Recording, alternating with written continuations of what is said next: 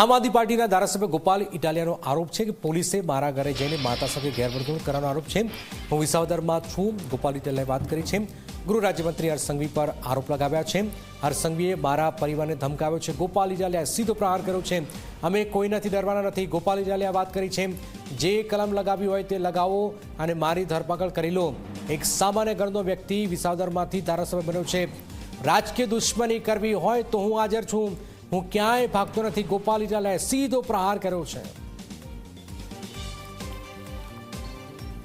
આજે એવું થયું કે સવારમાં મારા ઘરે પોલીસવાળા મોકલ્યા હર્ષ સંઘવીએ।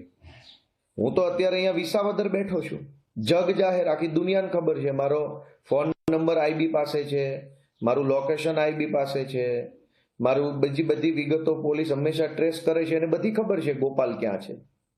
તેમ છતાંય હર્ષ સંઘવીએ આજે સવારે મારા ઘરે પોલીસ મોકલી અને મારા મમ્મી એકલા રહે છે, મોટી ઉંમરના વ્યક્તિ છે સુરત, એની સાથે પોલીસે ગેરવર્તન કર્યું છે।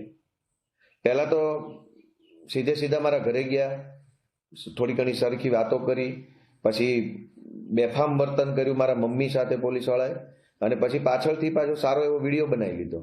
મારા ઘરમાં મારા બીજા પરિવારના સભ્યો છે, બધાને ધમકાવવાનું, દમદાટી કરવાનું કામ હર્ષ સંઘવીએ આજે કરાવ્યું છે।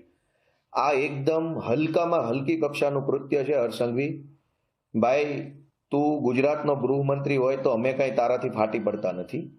તારી પાસે 5, 25, 50 આઈપીએસઓ હોય તો અમે કઈ એનાથી ફાટી પડતા નથી।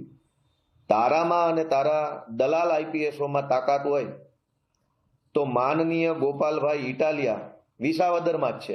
તને જ્યારે મજા આવે ત્યારે જે મજા આવે એ કલમ અંતર્ગત ધરપકડ કરી લેવાની છૂટ છે।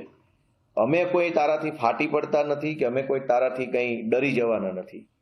30 માર ખાં હોય કે દિલ્હી સલ્તનતનો મુઘલ સમ્રાટ હોય, અમે અમારા ઈમાનદારીના દમ પર જીવીએ છીએ।